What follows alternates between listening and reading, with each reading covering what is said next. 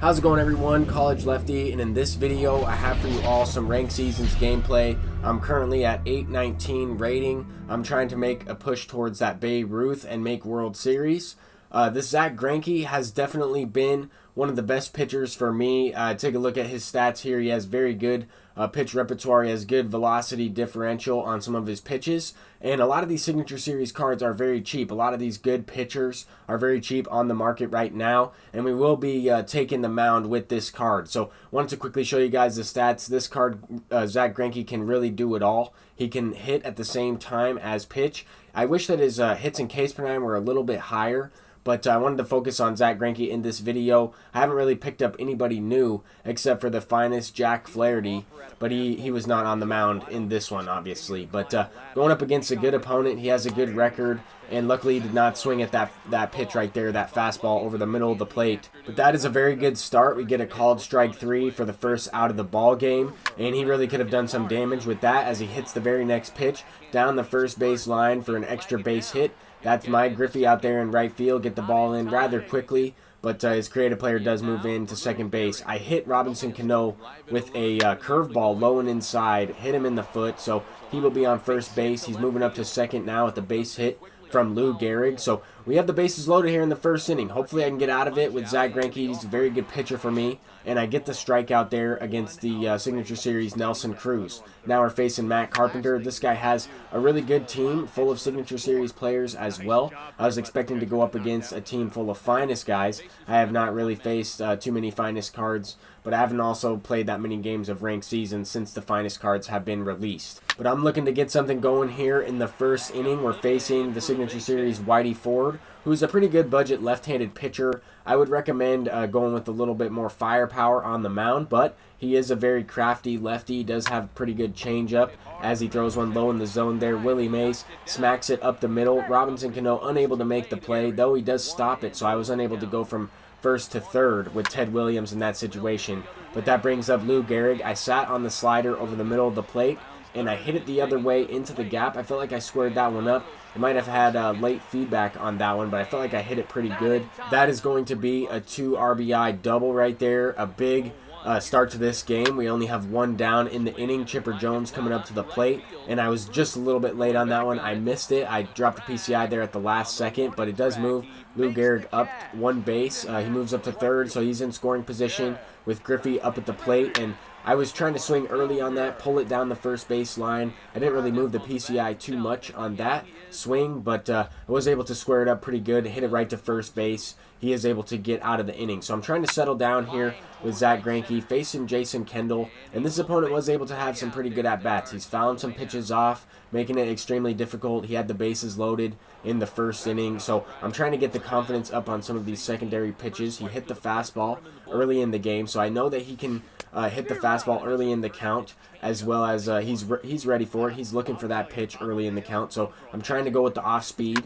and try and mix in the fastball to get the confidence up while I'm facing the pitcher. It's important to not give up a base hit to the pitcher, as we are moving to the bottom of our lineup. Our pitcher should be hitting in this inning coming up right here. Mike Piazza starts it off with a line drive, and now ZACK GREINKE is up at the plate. I'm hitting over 300 with him, 3 home runs. I've had multiple hits, and he's going to launch that one into the gap, kind of off the end of the bat, but he gets a pretty high exit velocity on that one. Hits a laser beam into the gap, and Nelson Cruz throws him out at second. So kind of a dumb play there. I was trying to get in scoring position. I had 2 outs, but at the same time, I probably should have just let Honus Wagner come up to the plate. I was able to turn the lineup over with that base hit, but then I got thrown out, so it kind of canceled that opportunity out for me. Even though I had a guy on first base, I would have had Honus Wagner up, who could easily hit a 2-run shot, and that's just me being a little bit over-aggressive this early in the game. Even though I was out, I still feel that it's pretty worth it to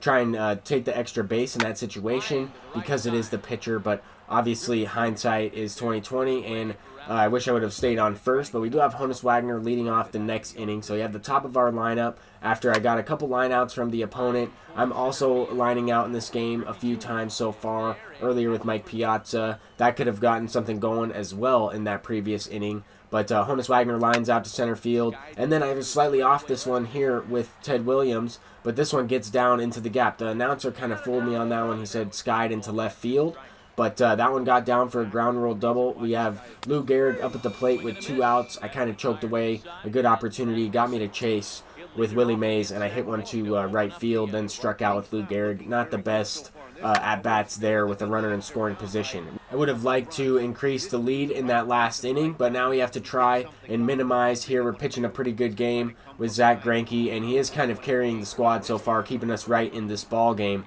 And that's exactly what he's done for me. I've won about 35 games with this ZACK GREINKE. I have only a handful of losses. I have pitched a few times with him in conquest and stuff like that, so kind of padded the stats in the win category with that one. But for the most part, it's been all ranked seasons, and this card has pitched extremely well for me. In that last situation, kind of had an accidental dot with the slider on the outside half. I'm going right back to it on the inside corner, and we had a 3-pitch inning in that inning. So pretty nice way to respond after I was able to score a couple early in this game. I had a couple opportunities to increase the lead, and I was unable to take advantage of that, but at least I was able to hold the opponent from scoring. He had a couple opportunities as well, but I haven't been so far able to get out of the inning. But once again, ZACK GREINKE getting a nice base hit to kind of start this inning off, and then Tony Gwynn in left field misses it. So I am able to get to second base this time around, and that's going to be important. Anytime you give a good player extra outs, in this situation I'm trying to go with a fastball or a sinker up and away. He had kind of been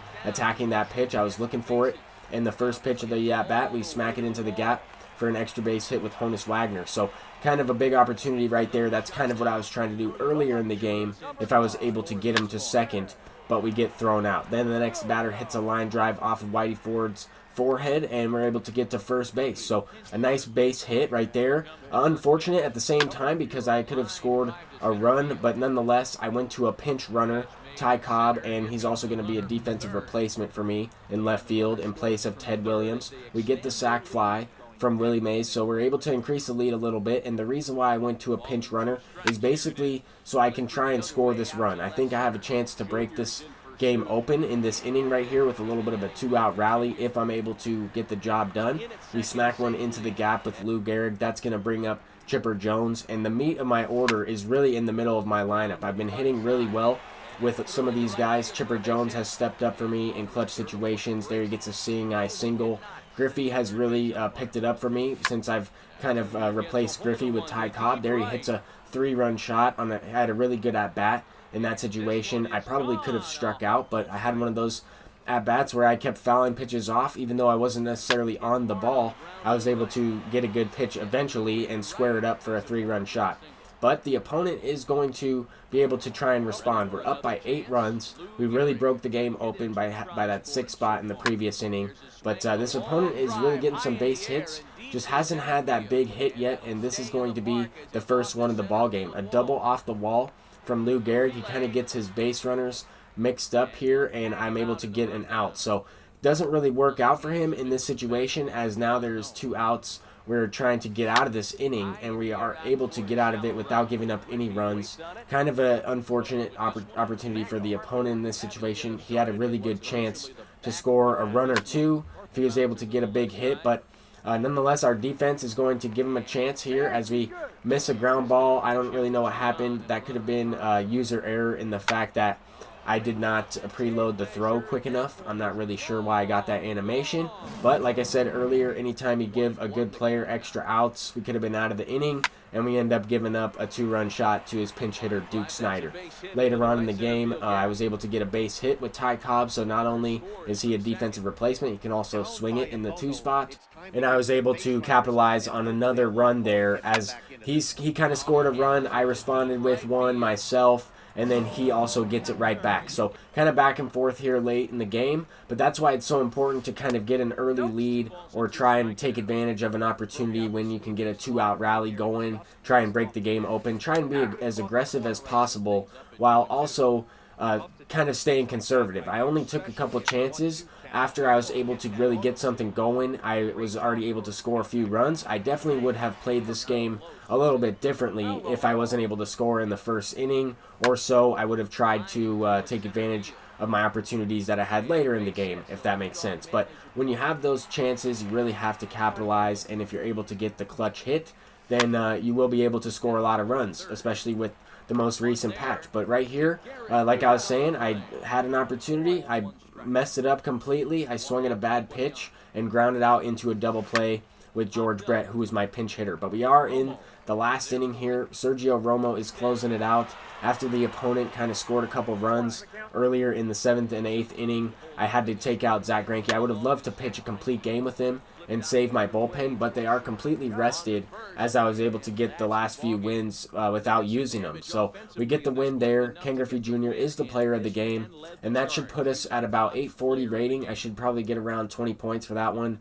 I don't necessarily know what the opponent's rating is, but I definitely think that game is on Hall of Fame, so he should be at least in the 700s, and that should give us around 20 points, about 15 to 20 or so, and we actually get 16, so we move up to 835. ZACK GREINKE gets his 36th victory for me on the squad. He has a 3.15 ERA. He has 13 quality starts, which means I was able to at least pitch 6 innings with him and give up less than 3 runs. He also has 4 shutouts, 12 complete games. This card has absolutely been dominant for me. 162 strikeouts to 11 walks, so he is able to locate really well. He's also hit extremely well for me. I went 2 for 3 in that last game. He boosted his average up to 329. I've hit 3 home runs with him, 2 versus righties, 1 versus a lefty. One of them has been a power swing. This card just really does it all. He's a complete all-around player, really, and the fact that he's one of the best pitchers in the game just helps him out that much more because he is a pitcher, but he has one of the best swings in the game as well. That short, compact swing. Anyway, that's going to do it for this video. Thank you all for watching. I'm looking to try and pursue this Babe Ruth. But until next time, everyone, peace out.